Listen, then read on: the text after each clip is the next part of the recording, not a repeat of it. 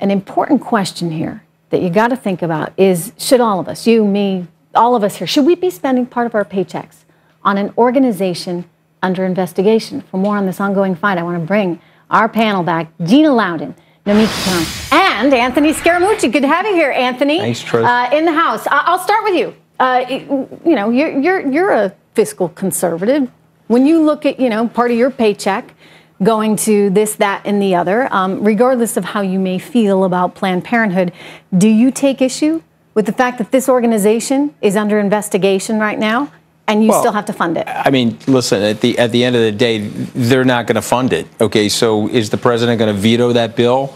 There's no way that Kevin McCarthy is going to be able to put a successful coalition together and become the Speaker of the House with funding in that bill, if you just look at the caucus right now.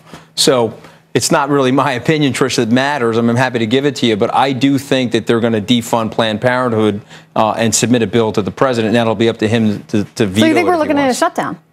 Well, he says he's going to veto it, so yes. Yeah. I want to go back to this issue with you, though, Nomiki. I mean, I think all taxpayers, nobody likes parting with any portion of their paycheck any given week, but we want to know that the money's going to good places, doing good things. In this particular case, there are a lot of people that feel very passionately about the organization, Planned Parenthood, and what it's doing, and these videos have had a big play in all of this. But regardless of all that, it's an organization that's being investigated right now. It's being investigated by a partisan Congress that has put them under investigation. This isn't a bipartisan initiative here. There was a lot of fraudulent evidence, or evidence, I should say, in quotations, that was put forward to make the case that they should be investigated. Now, we're talking about 2.7 million women's lives who rely on Planned Parenthood for health care, from cancer screenings to being referred for mammograms to access to birth control in impoverished communities and rural communities. I mean, this is, yes, there are other community clinics, but a lot of them are privatized, and this is also part of Medicaid, so it's really not going to be a shutdown, I don't think. You talk about the women that rely on it. I'll tell you, there's some politicians that rely on this, too. Let me show everybody just the amount of money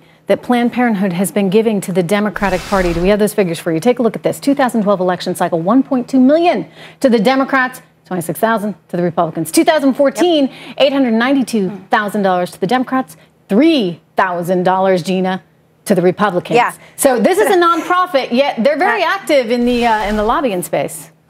Yeah, this is corporate cronyism at its worst, and I wonder if the other side would be as adamant about this if this money were being used, this $1.5 million of taxpayer money every single day, by the way, were being used to fund crisis pregnancy centers. And let's not look at this government shutdown from the perspective of the propaganda they're putting out there. The government was shut down 5 times under Jimmy Carter with both the Republican House, or Democrat House and Congress. It's been shut down 18 times since 1978. Nobody's ever gone without a paycheck. This just isn't the crisis they pretended to be. So, this is an interesting viewpoint. Steve Moore on the show the other day from Heritage, which is a conservative, fiscal conservative outfit.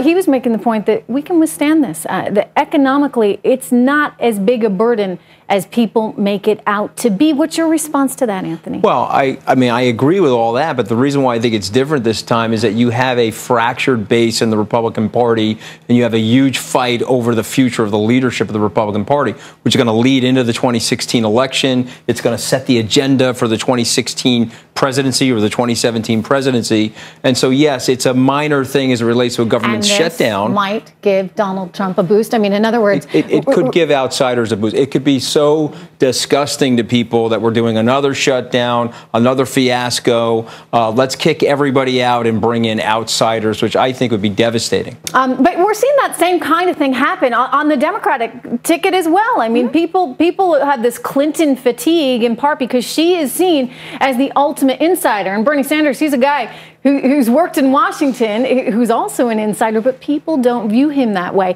And so I wonder if you're starting to see this tipping point, Nomiki, in American psychology. And Gina, you can weigh in on this as well. But Nomiki, people are saying, I've had enough of this party or that party. Yeah. I want what's best for me, my family, and my country. I think there's a populist streak happening in America right now. And, the difference is there are populists who are running that have political experience, which can be an asset when it comes to making deals with the other side. And then you have the populace who have absolutely no experience and really no key understanding of how government functions. Now, I don't want me as a person, as a citizen, I don't want someone being elected who doesn't know how to work with the other side, because that's how we get shutdowns. That's how we have insurgencies from the base who don't understand how you have to work out deals when it comes down to last budget word over to Gina. Who benefits the most politically from this, if in fact we get a shutdown? The Republicans, unquestionably. And look at 2013 when they had the whole big government shutdown, and everybody talks about like it was the biggest tragedy ever. When in 2014, Republicans swept. I did a whole column on this week because it is such a lie, and they're putting forth so many lies. And I think the American public, more than worried about compromise and reaching across the aisle, I think they want somebody that actually represents them, that doesn't feed them rhetoric. For example, like that this is a women's health issue, when in fact more women have been killed in this abortion holocaust than men. And so I think if you look at this whole thing, people are going, this doesn't add up. This is corporate cronyism at its worst, Trish. And Americans are sick of it. So it's no wonder they're looking to outsiders.